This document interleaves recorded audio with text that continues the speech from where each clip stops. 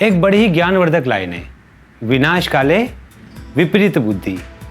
और ये लाइन बिल्कुल फिट बैठती है आफताब पर, जिसने 6 महीने पहले श्रद्धा वालकर की निर्ममता से हत्या कर दी, लेकिन वो एक्सपोज अभी कुछ दिन पहले हुआ है।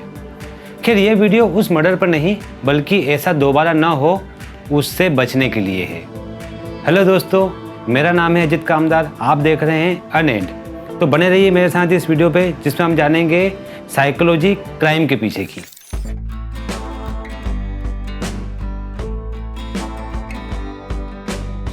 पिछले हफ्ते हुए दिल्ली का श्रद्धा मर्डर केस ने पूरे भारत का दिल पसीज कर रख दिया। आप लोगों को अलग अलग मीडिया से इस केस की पूरी जानकारी है, इसलिए उस पर बात करने से पहले अब ये जानना ज़्यादा ज़रूरी है कि क्या करें कि ऐसा किसी और के साथ ना हो। ये केस अनोखा क्यों है? मर्डर तो होते रहते हैं, आए दिन मर्डर होते हैं, लेकिन ये केस इतना फेमस क्यों हुआ है? इसके पीछे का सबसे बड़ा कारण है मर्डर करने के बाद डेड बॉडी के साथ किया गया हश्र। वैसे मैं आपको बता दूं कि दुनिया का सबसे विकासशील देश अमेरिका, जहां मर्डर का अनुपात भारत से डबल है, मतलब वहां हर चौथी बॉडी के साथ इतना ही घिनौना व्यवहार किया जाता है। और इंडिया हो या अमेरिका, इसके पीछे कारण सिर्फ एक है, मानसिकता, जो बनती है हमारे आसपास के वातावरण से। हम सारा दिन जो देखते हैं या सुनते हैं वो निर्धारित करती है कि हमें क्या होना है। अब आफताब को एक अमेरिकन टीवी शो देखना बहुत पसंद था जिसका नाम था डेक्स्टर। उसे कुछ और भी क्राइम शोज देखना बहुत पसंद था। खैर, अमेरिका में भी डेक्स्टर से ऑब्सेस्ड होकर एक टीनेजर ने अपनी 17 साल की गर्लफ्रेंड की ऐसी निर्ममता से हत्या की थी। इस तरह के शोज हम सब देखते हैं, कभी टीवी पर, कभी सिनेमा हॉल या मोबाइल पर, लेकिन आफताब ने इस प्रोग्राम को और उसके कंटेंट को बहुत ही अलग पॉइंट ऑफ व्यू से लिया। अब इसके पीछे साइकोलॉजी क्या कहती है?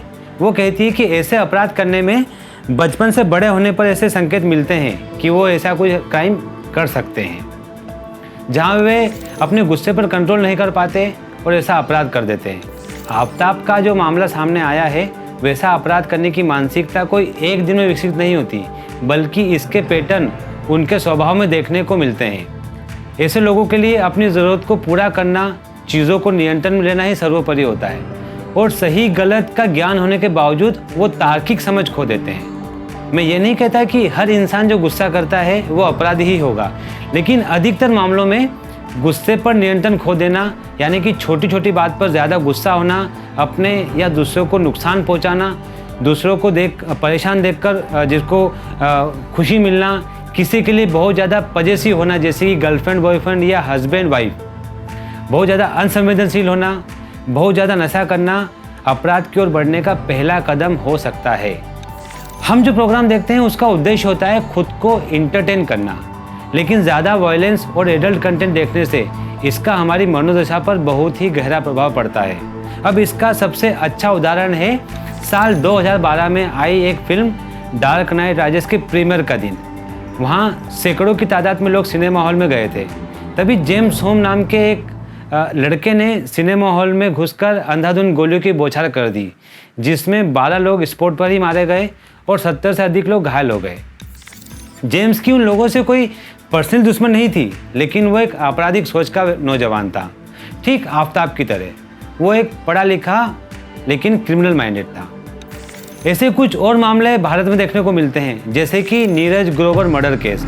ये मर्डर साल 2008 में हुआ था, जिसमें एमिल जेरोम नाम के एक शख्स ने नीरज को न सिर्फ मार दिया बल्कि उसके 300 टुकड़े किए थे।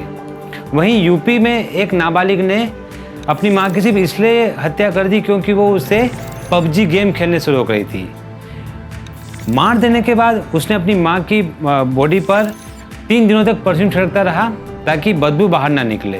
तो ये होता है एडिक्शन का असर, ये होता है किसी भी वायलेंस कंटेंट को कंटिन्यू देखने का असर, या किसी ऐसे गेम को कंटिन्यू खेलने का असर जिसके हमें आदत लग चुकी होती है। अब ये लिस्ट बहुत लंबी हो सकती है, लेकिन हमारा काम क्राइम को पढ़ना नहीं बल्कि उसको रोकना है। सो आप भी इन बातों का ध्यान रखें कि आपके घर में, पड़ोस में, जहां आप पढ़ाई करते हैं, काम करते हैं, वहां के लोग किस सोच के हैं। क्या वो डिप्रेस्ड हैं? क्या उनके घर में अक्सर लड़ाई का माहौल बना होता है?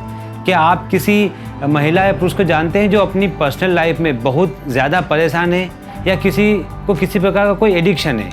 या आप खुद किसी ऐसी सिचुएशन में हैं या आप सामना कर रहे हैं इस वक्त, तो अलर्ट रहिए।